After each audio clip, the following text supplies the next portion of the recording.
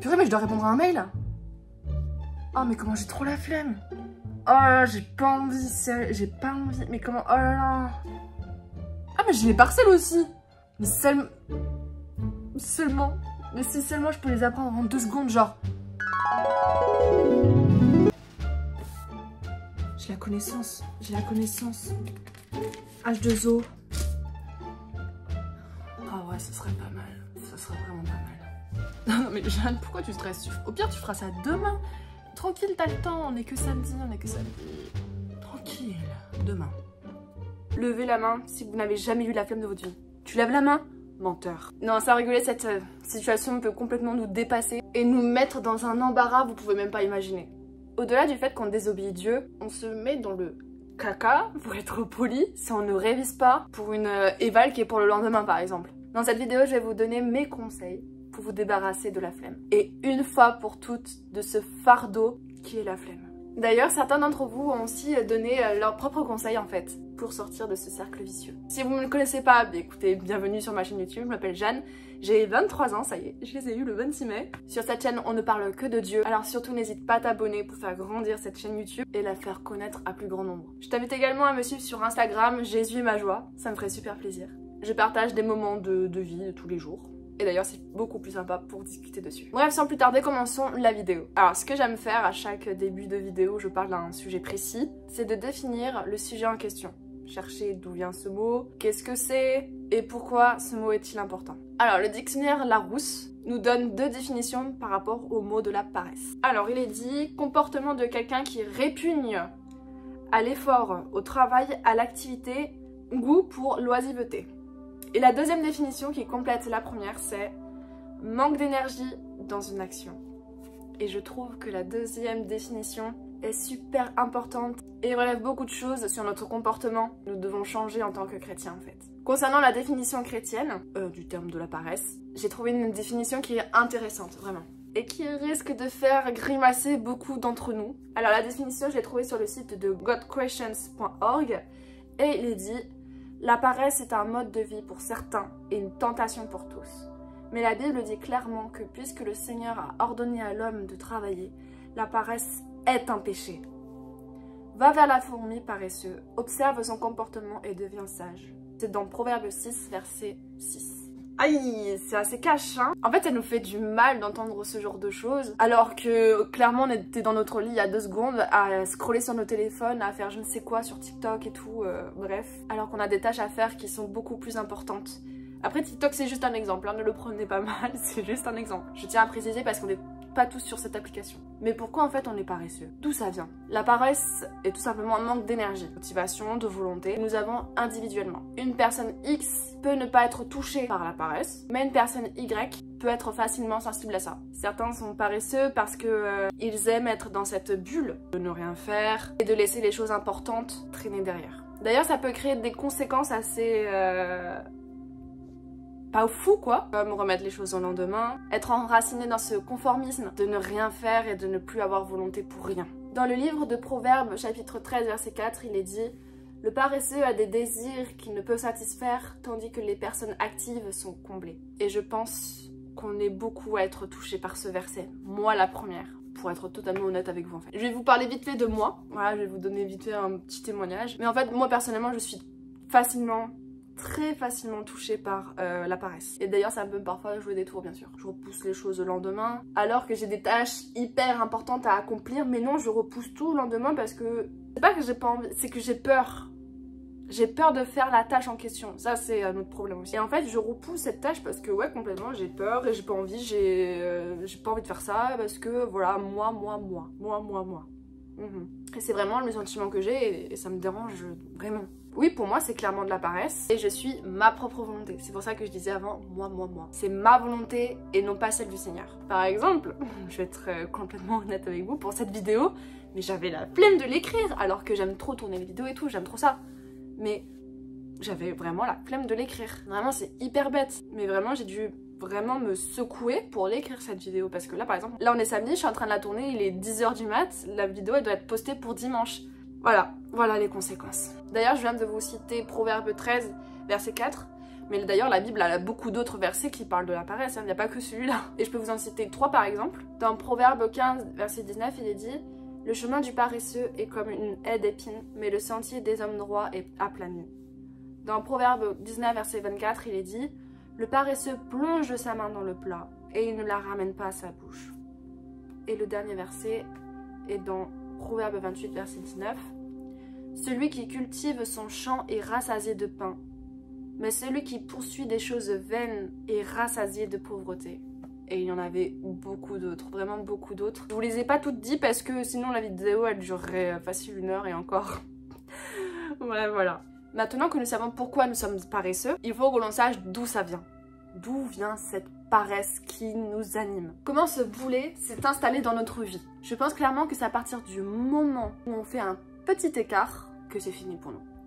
Ah, c'est mort, c'est fini, ça y est. On laisse une petite porte entrouverte à la paresse, à la flemme, tout ce que vous voulez. Et elle s'installe. La go, elle s'installe, elle fait son nid dans notre vie. Et elle peut prendre toute la place dans notre vie, clairement. Le cas le plus grave, ce serait de se faire dicter par elle. C'est tout à fait possible. Oui, et elle peut être notre maître. Ça peut être vraiment le numéro 1 dans notre vie. Alors qu'on veut pas, clairement on veut pas. Mais si. Et donc Dieu ne serait plus à la première place de notre vie, quoi. C'est triste et ça fait mal à entendre, mais vraiment c'est pour ça qu'il faut qu'on se remette vite en question et qu'on change d'attitude en tant que chrétien, parce que la paresse et la flemme ne doivent pas être en première place dans notre vie, et c'est un combat de tous les jours, bien sûr c'est un combat de tous les jours. C'est pour ça qu'on reviendra après dans les conseils pour sortir de ça, parce que clairement on se rend pas compte à quel point la paresse et la flemme c'est grave, c'est vraiment grave, et ça peut dicter notre vie, alors que en zoom comme ça là, alors que on pense vraiment qu'on fait la volonté de Dieu et tout, alors que pas du tout, c'est nous-mêmes, enfin bref, voilà. C'est pour ça que je vais vous dire ceci, la paresse, je suis désolée mais c'est vraiment la vérité, la paresse est un désir du cœur. On suit notre propre volonté et non plus celle du Seigneur. Car lui, sa volonté est écrite dans la Bible, c'est qu'on ne doit pas rester là sans rien faire, à être passif, à ne rien faire dans notre lit, etc. Mais à être actif. On aura tout le temps de ne rien faire quand on sera avec lui au ciel. On aura tout le temps. Et comment se débarrasser de la flemme? Ce boulet qui nous étouffe. Alors moi je vais vous donner 3 conseils que je fais dans ma vie de tous les jours, que je fais en fait quotidiennement. Et j'ai également quelques abonnés qui m'ont donné leurs conseils, donc merci à vous d'avoir participé aussi à cette vidéo, ça me fait super plaisir. C'est la première fois que je fais participer des abonnés dans une vidéo, donc si vous voulez participer à mes prochaines vidéos surtout, n'hésitez pas à vous abonner à mon Instagram, Jésus et ma joie. Je l'écrirai ici, je pense. Pour participer à toutes mes vidéos, parce que c'est là où je pose toutes les questions par rapport à YouTube, etc. On va commencer avec le premier conseil que je fais moi personnellement. Quand je me sens bouffée par la flemme, en fait, vraiment je pèse mes mots. Vraiment, quand je sens que j'ai la flemme et que j'en peux plus, et que je me laisse aller tout simplement, je me mets un coup de pied dans les fesses, pour être polie, et en fait je me motive toute seule. Vraiment conseil bidon, mais c'est vraiment ce que je fais. Je me dis des mots d'encouragement et en fait je pense au Seigneur. Je me dis mais qu'est-ce qu'il dirait s'il était à côté de moi là physiquement? Et franchement à 99% du temps, je me dis que j'aurais grave la honte parce que je ne fais rien à part rester dans mon lit à scroller toute la journée quoi. Donc voilà, ça c'était mon premier conseil. Deuxième conseil, c'est que je prie. Je demande vraiment au Seigneur de m'aider à sortir de là, parce que vraiment j'ai pas envie d'être passive. Moi je suis pas quelqu'un de passive. Je suis plutôt quelqu'un d'actif, j'aime pas rester là sans rien faire. Vous pouvez demander à mon mari, j'aime pas rester là sans rien faire, je peux pas rester dans le lit plus de, je sais pas moi, 30 minutes, je peux pas. Dans ces cas où je scroll, voilà, sur internet et tout, je prie, je demande au Seigneur vraiment de m'aider, et vraiment je prie vraiment pour être productive, active et pas du tout passive quoi. J'avoue que prier pour ça, je le fais pas fréquemment, je vous l'avoue, mais c'est quelque chose que je dois changer chez moi et que je dois demander plus de conseils au Seigneur. Bien sûr avec l'aide du Christ, bien sûr. Troisième conseil que je fais, c'est que j'essaie de penser aux résultats des choses que je vais accomplir. Je sais pas si vous voyez ce que je veux dire. Et en fait du coup ça me motive et du coup je me mets un coup de pied aux fesses et comme ça je vois direct les conséquences quoi des résultats. Même si c'est dur au démarrage, même si c'est dur de se dire oh là là faut que je le fasse, faut que je le fasse. Mais quand on y est en fait ça passe tout seul. C'est juste au démarrage en fait que c'est compliqué. Après ça c'est très personnel, je sais pas comment vous fonctionnez. Du coup voilà, ça c'était mes conseils. Après j'ai quelques conseils que j'ai reçus. Donc du coup j'ai reçu le conseil de Victorine qui dit qu'elle fait des to-do list. Comment j'ai pu oublier ça? C'est vrai que en fait quand elle m'a dit ça sur Instagram par DM, j'étais mais c'est ce que je fais aussi en fait. Et j'ai complètement oublié de l'écrire dans les dans mes conseils quoi. Mais les to-do list en fait, si vous savez pas ce que c'est des listes tout simplement des choses à faire.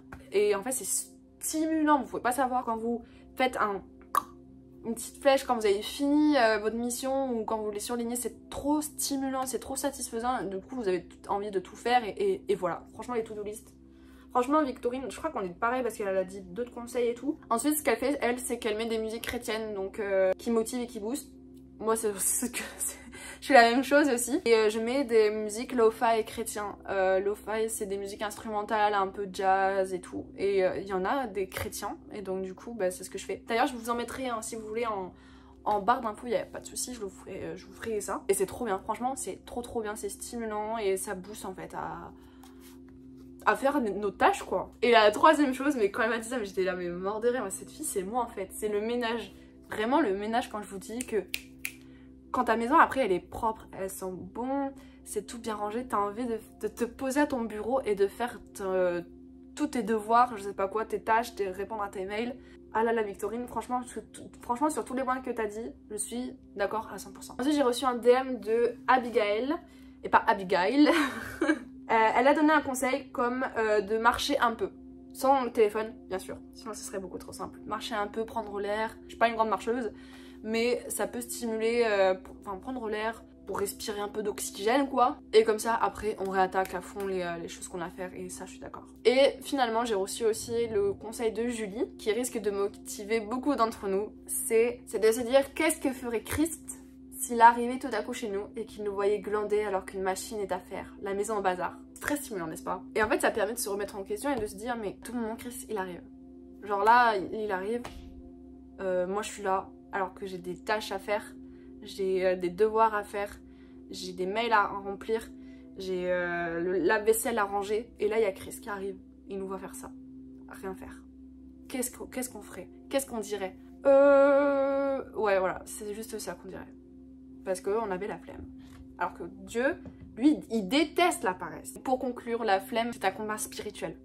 C'est un combat spirituel. Et franchement, je pense sincèrement, clairement que c'est pas un clinquement de doigts qu'on va se débarrasser de la flemme. C'est un combat qu'on ne peut réussir qu'avec l'aide du Seigneur Jésus-Christ. Il n'y a pas de place pour la paresse dans notre vie. Frères et sœurs, même si c'est dur de s'en débarrasser, vraiment, il n'y a pas de place, zéro, nada. Nous devons tout faire avec l'aide du Seigneur Jésus-Christ pour nous sortir de ce cercle vicieux. Soyons productifs, travaillons, mais attention, n'oublions pas que le repos est une volonté de Dieu pour notre vie. C'est le sujet d'une prochaine vidéo que je ferai. Mais attention, hein. Attention, il ne faut pas confondre le repos et la paresse.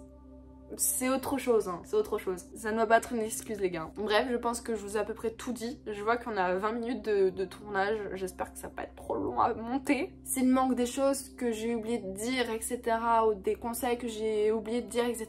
n'hésitez surtout pas à les écrire en commentaire. Franchement, ça peut tous nous aider à tous grandir individuellement avec le Seigneur. Et franchement, ça peut être vraiment utile pour tous. Sur ces mots, je vous dis à bientôt. Peut-être à mercredi prochain ou à dimanche prochain à 18 h sur la chaîne YouTube. Comme d'hab, je vous fais de gros bisous. Bye.